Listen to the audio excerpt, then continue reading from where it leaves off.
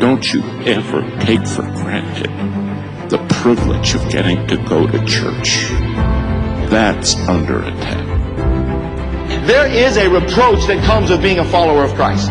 We in America have tried to reshape the whole church so that it's palatable and likable in the culture. A church that is accepted well with the culture is usually not accepted well with Christ. The church is a fortress, and a fortress is strength. A fortress is might. Not only a center of defense, but a place of strategic planning and offense. Our God does not expect us to wait for the darkness to enclose around us. He expects us to take up His banner and fight the darkness with His light. You want to know what the biggest problem with America is? The pulpits in this country. Gave in to public pressure, gave in to political correctness. One of the greatest curses this country has ever had to deal with is political correctness. Preparing the Christian to shine the light against the darkness of this world. Welcome to Our Mighty Fortress Podcast. I'm your host, Ron Miller, and welcome to the show. We have a much-needed subject to cover today. But first, please go ahead and hit that follow or subscribe button on the podcast platform in which you're listening to us upon. We have several social media platforms with all sorts of material that you can check out and read. Take a look at our Facebook page, which is growing more and more every day when you type in at Our Mighty Fortress. You can also visit our website, ourmightyfortress.com, where you'll find all the media there as well as the PayPal link if you feel so motivated to donate to the work that we do here. Sure appreciate that. Of course, if we've helped you some way through this work, please tell us. We'd like to hear about it. You can reach us at ourmightyfortress@gmail.com. By following and supporting the podcast, you let me know that you care about the subjects that we discuss. Today, I would like to address a type of philosophy that pervades throughout our country's policy decisions, even down to the local level. It is a philosophy that ends up providing the wrong solutions for the problems that we have, not only in America, but in our local communities. We're going to dissect what I call the human nature versus education. And this is also the source of many of the nation's social problems as well. The subject can easily take hours, let me tell you. But instead of getting bogged down with tedious subjects, I want to strive to keep it as concise as possible while giving you the meat of the subject. I really want to exercise your critical thinking skills.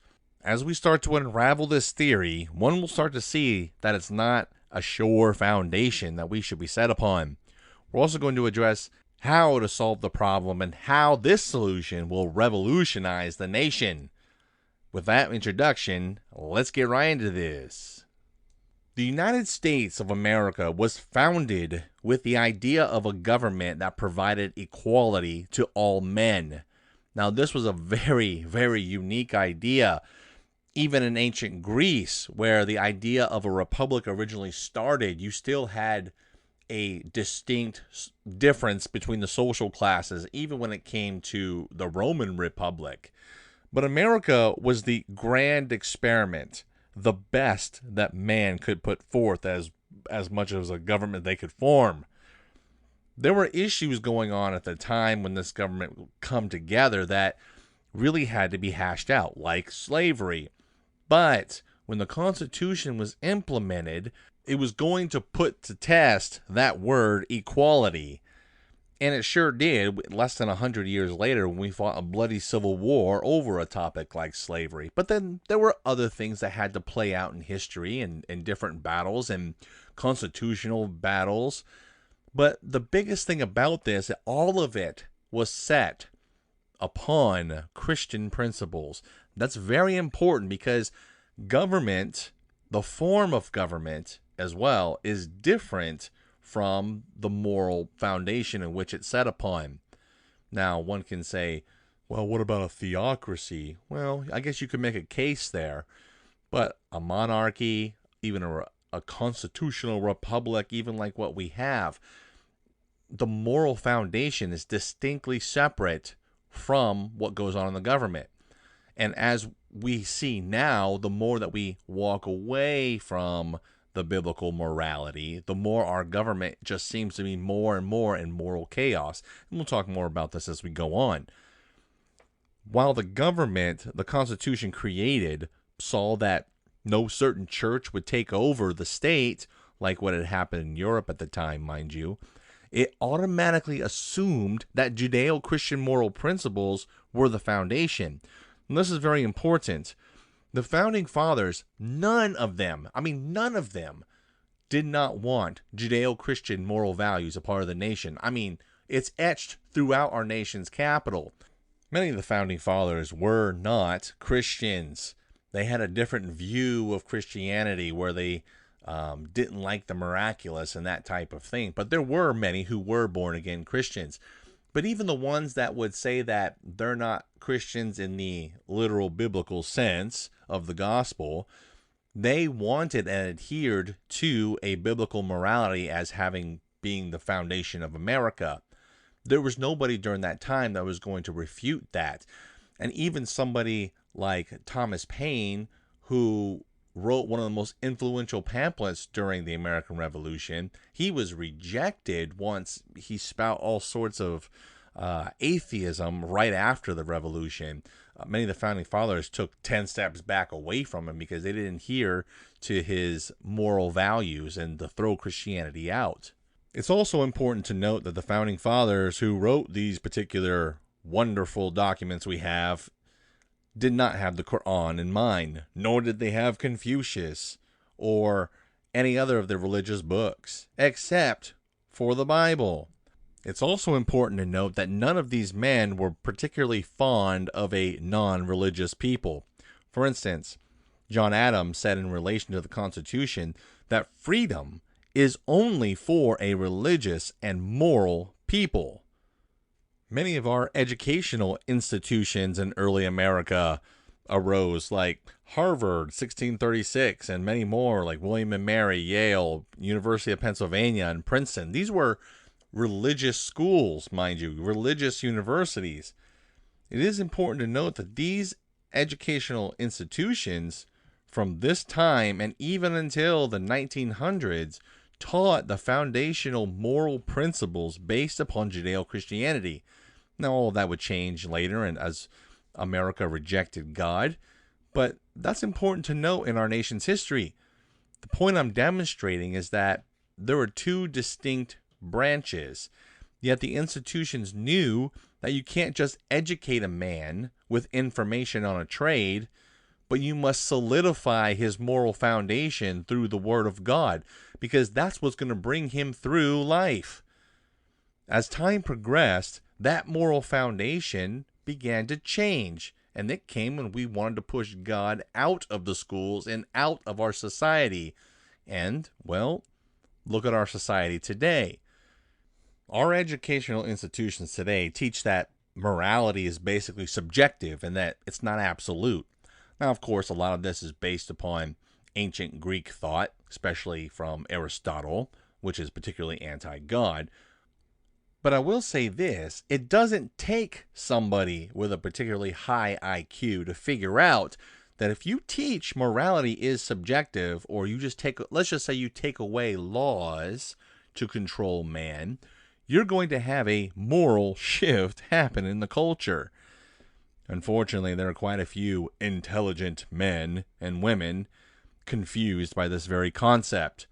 And there is a basis for that because they hate God. They want to reject God.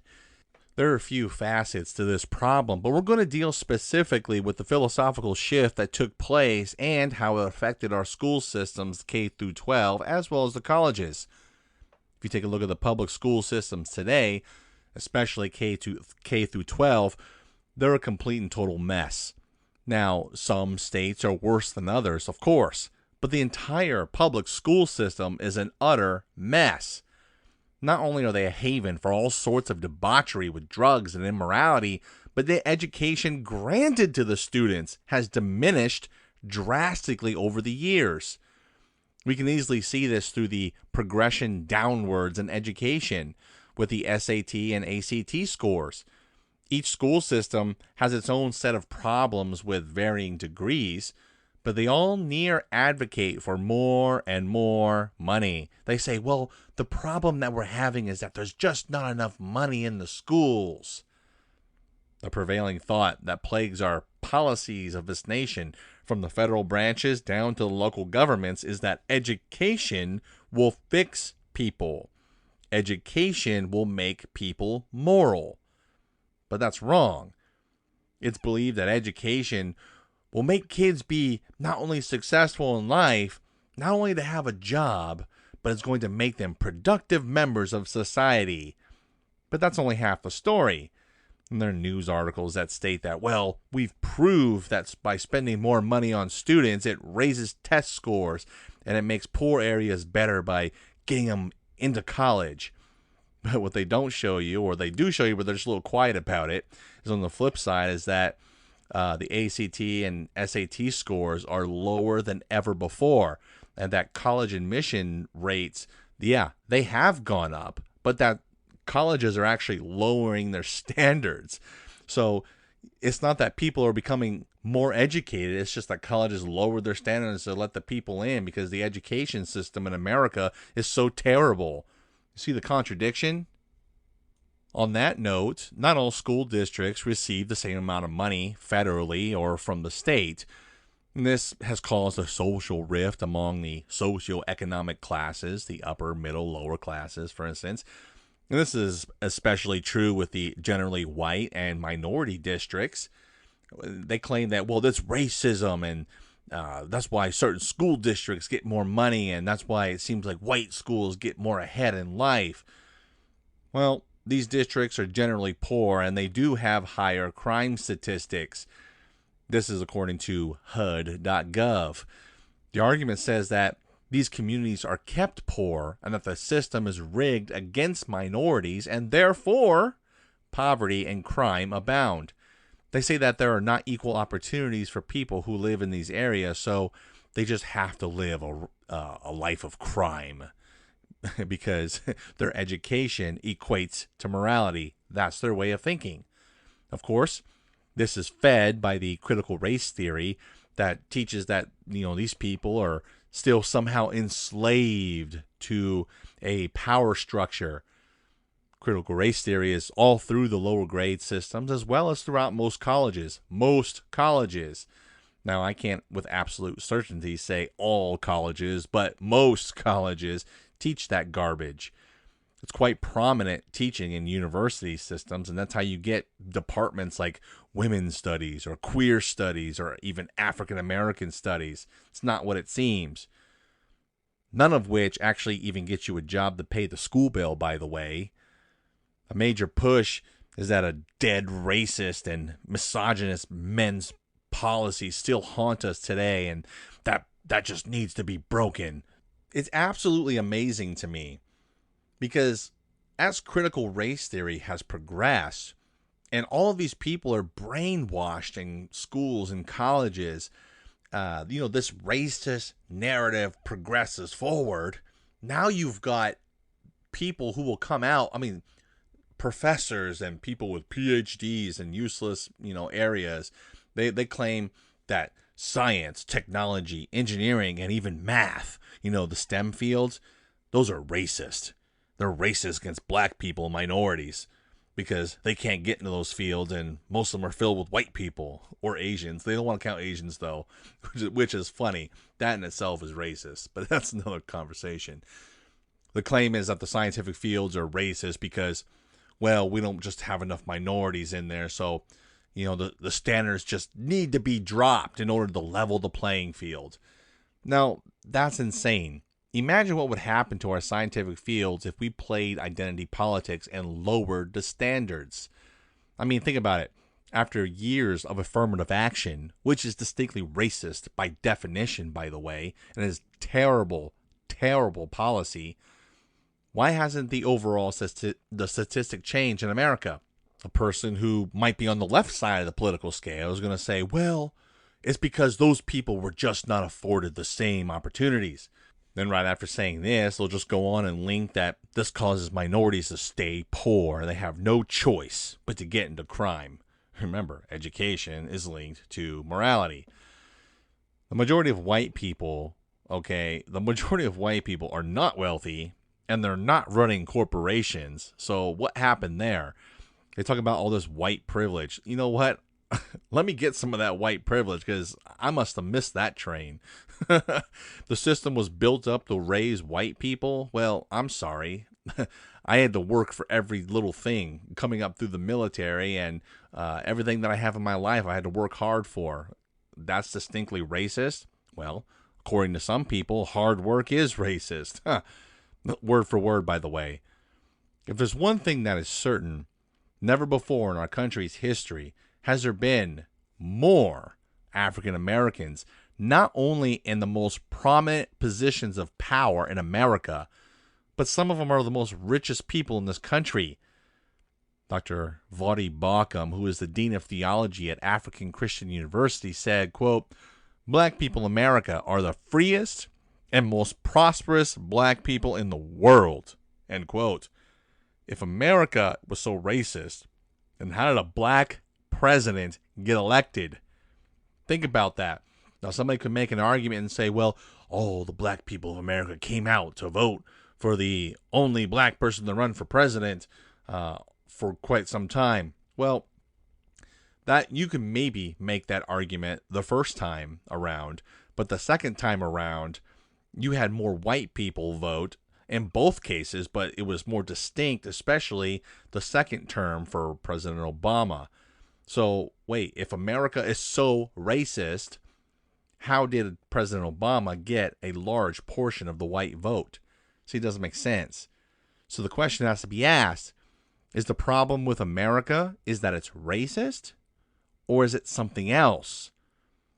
Brookings Institute published in 2003 that there are 3 ways to have a higher rate of staying out of poverty. These were graduate from high school, get a job, and don't have children until you're married. Through this study, it found that the majority of the impoverished broke one or more of these simple rules, and it caused them to fall behind economically. All across the board and people groups, they're failing in these 3 categories. Some groups are worse than others, but all are trending downwards as our nation's culture declines. Are we not surprised that such values also align with Christianity? Where do you think they got that from? Are we not even more surprised that when we walk away from such values, that our culture degrades and basically eats itself? I don't think we are that surprised. If it was that easy not to be poor by just following 3 easy steps, then why aren't people following such a model? I mean, does it actually work? Of course it does. According to the study, it did for many people. The ultimate failure of the institution is to understand and be honest about human nature. Human nature is different from their education. The morality aspect is taught at home within the family. That's how God organized the system. Husbands and wives don't stay married for long, and they're divorcing now more than ever. And there are many people who just don't even get married at all. There's not even a solid family unit anymore. That's sure not being pushed in today's culture. Much of the culture has descended into deviant sexuality where you can't even say that a man is a man and a woman is a woman. You have homosexual practices being taught to kids for an obvious purpose.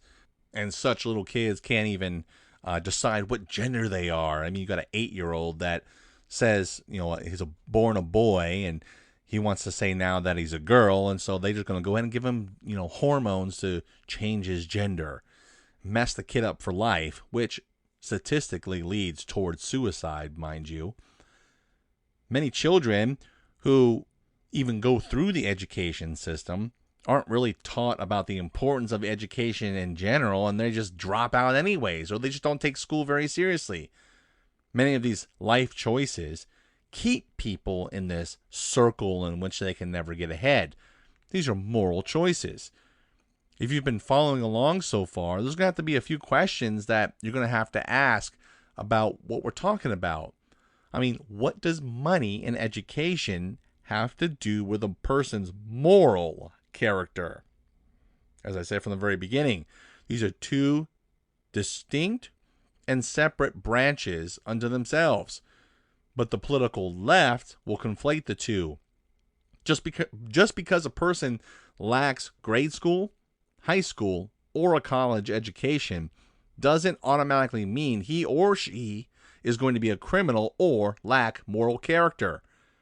There are plenty of uneducated but moral men and women. These two concepts aren't even linked logically, so one can't even provide the likelihood of such happening. You can make the case for an area being impoverished because of racism, but that doesn't explain the moral accountability. Let's just say that it's true that black communities are having funds withheld from them specifically for the racism aspect. Let's just grant that as being true. What does that have anything to do with their moral character? Why can't black daddies and black mommies stay together in marriage? Why can't they raise sons and daughters that have moral character? Why can't those children grow up and go and be moral people who, by the way, are going to love God and follow his biblical principles, because that's the only way you're going to be moral anyways? And guess what? This used to be the case back when Jim Crow was still a thing. And guess what? The black family was more intact and not degraded as much as it is today. So what's the difference? The schools had less money back then, but you had closer family units and less crime, mind you.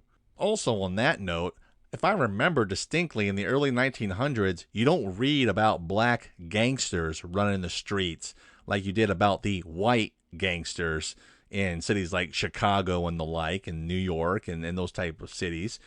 You don't hear about black gangsters. So there's a definite problem with logic there. We also have to keep this in mind. There are plenty of people who are well off economically who commit crimes that are larger in scale. In all actuality, what college tends to do, if you're criminally minded, is expand your vision. The Christian evangelist D.L. Moody once said, quote, "If a man is stealing nuts and bolts from a railway track, and, in order to change him, you send him to college, at the end of his education, he'll steal the whole railway track," end quote. What is he saying? You're going to see a difference right here between human nature and morality. The capacity to do good or evil, as well as the means by which a person's vision changes or enlarges with education. You may have an uneducated person who commits maybe petty crimes, but there are highly educated people who commit crimes that are greater in magnitude. Must we go down the politics of American history of some of the criminals that have been in politics, some of them utter geniuses? The moral framework of a nation, our nation, changed, and it walked away from the Christian principles in which it was founded. This also took place across a socioeconomic scale. The impact was so drastic that almost all categories of the family structure were damaged. Instead of teaching absolute moral values in schools through biblical teaching, biblical principles, children are instead taught nonsense that minorities are disenfranchised and whites are better off by default. They're taught that America is racist, that there is no God, and that America is not great. They're taught that they are not made in the image of God, so they can choose to be any image they want to be. One leftist speaker said they, quote, "turn into a zombified collective fighting a boogeyman," end quote. The natural inclination of a person from birth is to sin or do wrong. And this is the sinful nature that's talked about in the scriptures. Is the true nature of man evil at its core? Yes. Yes, it is. And it's only the power of God that's going to change that. The sinful human nature affects every part of us. As I mentioned earlier, education cannot fix the moral character of man, and it doesn't matter how much money you throw at him or his schools. The scripture states in the book of Romans, chapter 7, and verse 18, quote, "For I know that in me, that is in my flesh, dwelleth no good thing, for to will is present with me, but how to perform that which is good, I find not." End quote. The Apostle Paul, who wrote this passage, is talking about how his sinful flesh arises, and even he, the Apostle Paul, battles with it. Charles Spurgeon once said, quote, "As the salt flavors every drop in the Atlantic, so does sin affect every atom in our nature. It is so sadly there that if you cannot detect it, you are deceived." End quote.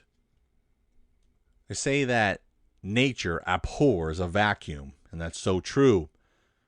When the principles found in the Bible were thrown out of the home and the government institution, is it not a surprise that the culture degrades and evil abounds on all sides? Of course, the easiest thing for man is to blame shift. Hence the, "Oh, we're just not getting enough money. It's racism." The only way to solve the problem is to fix the moral character of our children, which, in turn, fixes the culture. You're only going to do that through Jesus Christ and biblical morality. You have to have children and families that are together. They're born again. They're Christians following after the Bible. And for those skeptics that say that it doesn't work, well, it seemed to have worked the first 200 years of this nation's history. It sure wasn't humanistic or Islamic values that freed the slaves in America. It was the Christian values that inspired William Wilberforce in Great Britain to end the slave trade. Later, Abraham Lincoln, who would be inspired by William Wilberforce, would work to end slavery once and for all in America. Lincoln was also a dedicated Christian. Of course, in the early nation, there were a lot of things that had to be worked out. Not everybody was a Christian. Not everybody was going to adhere to that type of morality. There were things that had to be worked out, like slavery. And like I said, less than 100 years later, we had to work that out through a bloody civil war. But God won in the end. It also took time to unravel a lot of the other things that came after that. But wherever God is at work, Satan's at work as well. And we see over time in pivotal instances in our nation's history where there were dramatic moral shifts. The problem with America is not racism.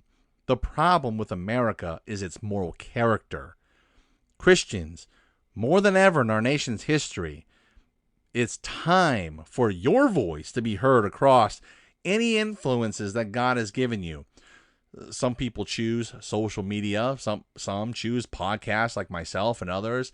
Others preach and teach from pulpits or churches or just from even city corners.